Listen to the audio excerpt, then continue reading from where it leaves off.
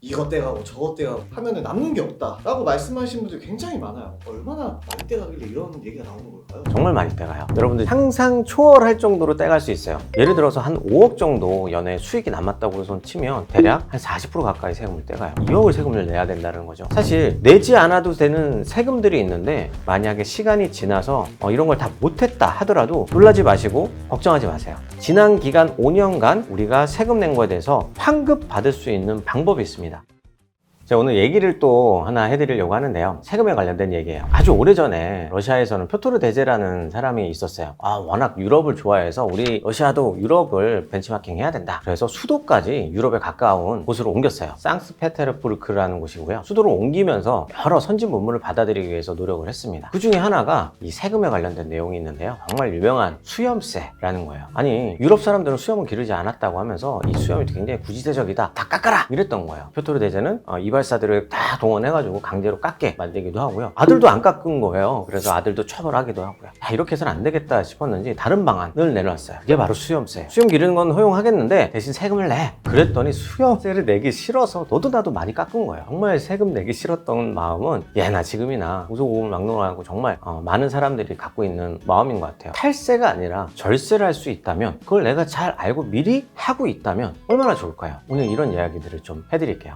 그러면 초반에는 이제 세금보다는 사업을 좀 더 집중하느라 세금에 신경을 많이 못 쓰잖아요. 네. 근데 이제 나중에 세금 폭탄 맞는 분들이 있으신데 이런 분들은 좀 어떤 이유 때문에 세금 폭탄을 맞게 된 걸까요? 부가세 그리고 1년에 한 번 내는 세금, 그게 종소세든 법인세든 이걸 위해서 사전에 연말에는 가결산이라는 걸 좀 준비해 놓으시면 좋겠어요. 한 11월 내외 정도 됐을 때 내가 1년 동안 어느 정도 매출을 했고 매입을 해서 순이익이 남았고 세금 어느 정도 내야 될지를 세무사님하고 한번 상의를 해주셔야 돼요. 그래야 내가 내야 되는 3월이든 5월에 내야 되는 세금을 준비하실 수가 있는 거죠. 강조했던 거 부가세랑 그리고 1년에 한 번 내는 소득세에 대해서 꼭 준비해 주세요. 그러면 자영업자분들이 항상 말씀하시는 게 있잖아요. 이것 떼가고 저것 떼가고 하면은 남는 게 없다 라고 말씀하시는 분들이 굉장히 많아요. 얼마나 많이 떼가길래 이런 얘기가 나오는 걸까요? 정말 많이 떼가요. 여러분들 상상 초월할 정도로 떼갈 수 있어요. 우리나라의 종합소득세, 소득세는 누진세예요. 예를 들어서 한 5억 정도 연애 수익이 남았다고 손 치면 대략 한 40% 가까이 세금을 떼가요. 2억을 세금을 내야 된다는 거죠. 어마어마한 거예요. 굉장히 내기 싫으실 거예요. 저 같아도 그래요. 자, 그래서 우리나라가 정말 세금이 높구나라는 것을 저도 한번 느끼는데 다른 나라를 꼭 비교하게 된단 말이죠. 특히 우리가 많이 이제 기준을 잡는 게 OECD 회원국 안에서 얼마나 순위가 되느냐인 거죠. GDP 대비로 해보니까 한 12, 11위 정도 되는 것 같아요. 삼성 같은 경우 이야기를 해볼까요? 우리나라의 법인세가 최대가 22%입니다. 근데 실제로 이것저것 떼고 나니까 한 10% 중반 내외 정도의 세율이에요. 실효세율이라고 얘기를 하는데 근데 이 회사가 만약 해외에서 이 정도 벌었다면 다른 나라에서 어느 정도 낼까? 더 많이 내는 데가 많다라는 거죠. 법인 사업자가 세금 폭탄을 막기 위해서 세금을 절세할 수 있는 방법들이 혹시 있을까요? 네, 너무 많아요. 처음에 창업을 할 때 지역이 굉장히 중요해요. 과밀 억제권역이라는 이렇게 수도권 안에서 이제 창업을 하게 되면 조금 혜택을 덜 주고 밖에 지방에서 창업을 하게 되면 혜택을 더 주겠다라는 뜻이거든요. 특히 청년 같은 경우 34세 이하인 분들이 그런 지방에서 창업을 하게 되면 5년간 100% 세금 감면을 받아요. 5년간이요? 네, 5년간. 정말 이걸 현명하게 사용하시는 분들이 있는 거예요. 5년을 넘는다면 없다? 아니에요. 다른 방식으로도 또 세금 감면이 여러 가지가 있습니다. 그 중에 하나가 연구소, 벤처 인증이에요. 연구소 같은 경우는 기한 제한이 없어요. 연구소가 있는 기간 동안은 계속 받는 거예요. 사용한 연구 개발비에 대해서는 25%를 내야 되는 세금에서 감면받아요. 세 번째로 업종에 대한 것도 굉장히 중요한 것 같아요. 우리가 알고 있는 나라에서 권장하는 업종들 있죠. 제조업 또는 IT. 감면받는 조건은 그 업을 해서 매출이 난 것만 해요. 그런데 우리가 회사를 운영하다 보면 이 일도 해볼 수 있고 또 다른 업을 추가해서 또 하게 되잖아요. 그러면 그 업에 대해서 추가되는 것들은 내가 아무리 청년으로 창업을 해서 100% 감면 혜택을 받는 그 조건이 처음에 있었지만 추가되는 게 그 업종에 해당되는 업종이 아니면 감면 못 받아요. 전체를 감면 받는 게 아니에요.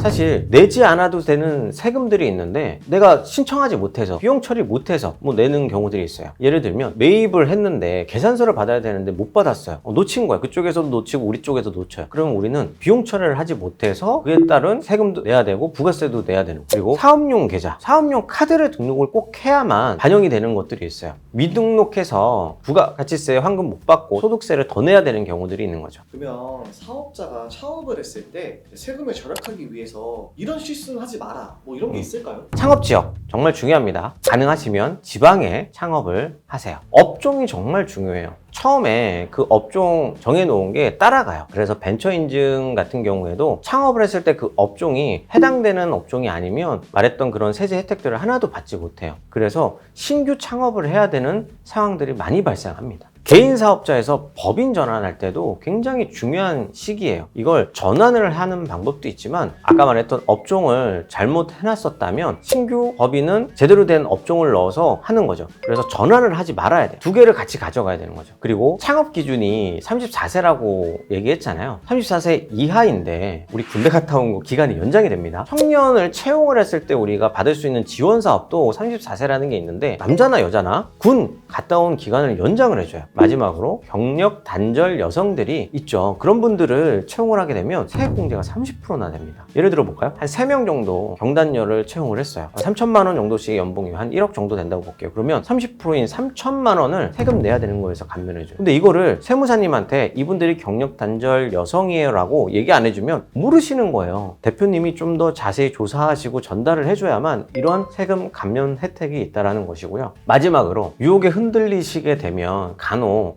가공경비라든지 가공계산서를 챙기는 걸 할 때가 있을 거예요. 그런데 이게 운이 참 많이 따르는 게 그 상대 업체가 세무조사를 받게 되면 자연스럽게 딸려 들어가게 돼요. 그래서 탈세로 추가 가산세라든지 여러 가지 법적인 제재 사항이 발생하게 되죠. 만약에 시간이 지나서 이런 걸 다 못했다 하더라도 놀라지 마시고 걱정하지 마세요. 지난 기간 5년간 우리가 세금 낸 거에 대해서 환급 받을 수 있는 방법이 있습니다. 이걸 우리는 경정 청구라고 해요. 어떤 것인지 궁금하신 분들은 무료로 해드릴 수 있으니까 연락 주세요. 자, 첫 번째, 창업 지역, 주소지를 어디다 하는지 굉장히 중요하다. 지방에다 해라. 두 번째로, 업종. 누누이 말해도 중요한 부분이에요. 세 번째, 법인으로 전환할 때 처음 실수했던 거를 법인에 적용할 필요 없는 거예요. 새로 그냥 만들어서 이건 이거대로 갈 수 있어요. 그리고 경정 청구. 우리가 놓쳤더라도 나라에서는 다시 환급 요청을 해줄 수 있다. 이 네 가지 잘 기억해 두시고 적어 두시고 활용하시기 바랍니다.